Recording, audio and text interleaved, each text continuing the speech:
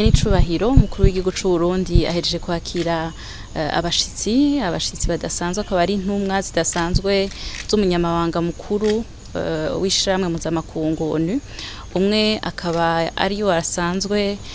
ari intumwa idasanzwe wo munyamabanga mu karere k'ibiyaga binini, uwundi nawe akaba ari intumwa idasanzwe w'umunyamabanga mukuru w'ishiramwe mpuzamakungu ONU muri Afrika yo hagati, akaba ariwe nawe asanzwe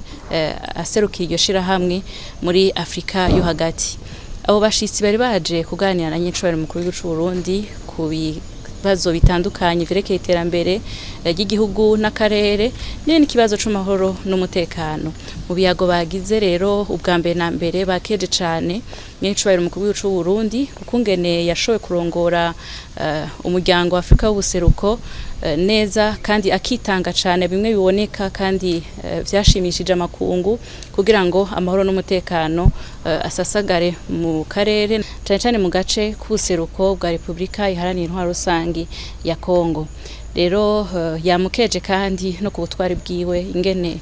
yitanga kugira ngo anwanisha bene igihugu b'abarundi eka akanabakoraniriza hamwe ku bikorwa vy'iterambere biciye no muri yambona kazoza Burundi bwihaye guko buba ari igihugu cishira kikizana mu 2040 kandi kiteye imbere mu 2060. Baboneho n'akaryo kandi ko guhoza cane umukuru w'igihugu c'u Burundi eka n'Uburundi muri rusangi ku gitero c'umugwi w'iterabwoba giheruka guhekura Burundi, banashikiriza n'icifuzo cabo cuko nabo nyene boterera agacumu k'ubumwe kugira ngo nimba hari ari vyo boshigikira Burundi kugira ngo abene igihugu bashobore gukora ibikorwa vy'iterambere batekaniwe. Kuri ico rero Nyenicubahiro mukuru c'u Burundi yabihukije kandi yuko abarundi bari ku kivi batekanye, ariko ikibazo conyene gihari ari umutwe w'umugwi w'iterabwoba Retabara ukiri mu gihugu c'u Rwanda kandi ushigikiwe n'ico gihugu kibanyi. Uwo nawo akaba ari wo ubandanya utunganya ibitero bihekura Burundi bigahungabanya umutekano w'abene gihugu. Rero yasuye gusaba kandi ashimitse yuko uwo mugwi woshikirizwa ubutungane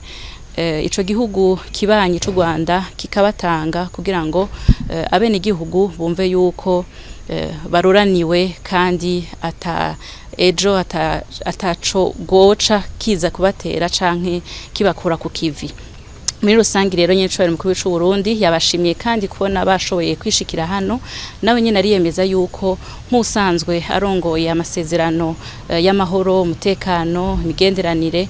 mu gace k'ubuseruko bwa Republika Iharanira Intwaro Rusangi ya Kongo be n'akarere yuko atazokora kugira ngo amahoro n'umutekano bibandanye bishinga imizi mu akarere gatera imbere eka n'abene gihugu bose muri rusangi baroranirwe.